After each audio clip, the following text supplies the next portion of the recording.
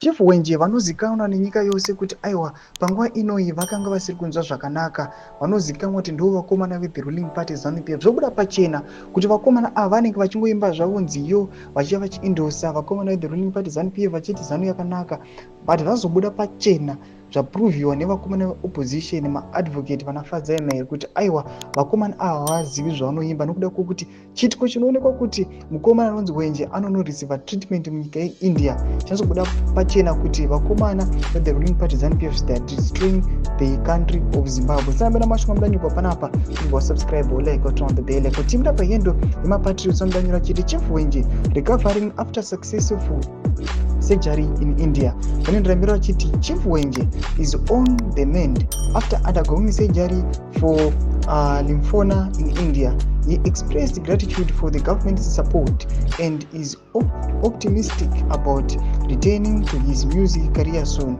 wishing him a full recovery. Tomashwa anobudanyirwa pana tona kuti vakomana vemushava TV vanobudanyira chiti why India when we have our beautiful Parinyatwa in the Harare hospital? You are supposed to be treated here because he sings for the people who have destroyed those facilities through looting and corruption. Uyai tese tirapwe muno. Vanoshoma mapictures amuri kuona aiwa ekuparinyatwa muchitoona vakomana mukuona mapictures aya ari very touching. Look at that chair, mutoona kuti ichair yakatosungwa sungwa zvayo, tarisa mbedha atichatotauri, munhu akatorira pasi, manesi ameno kana treatment yayo kana medicine yacho vatombori nayo, tichiona kuti all the healing iri kuitwa on the ground.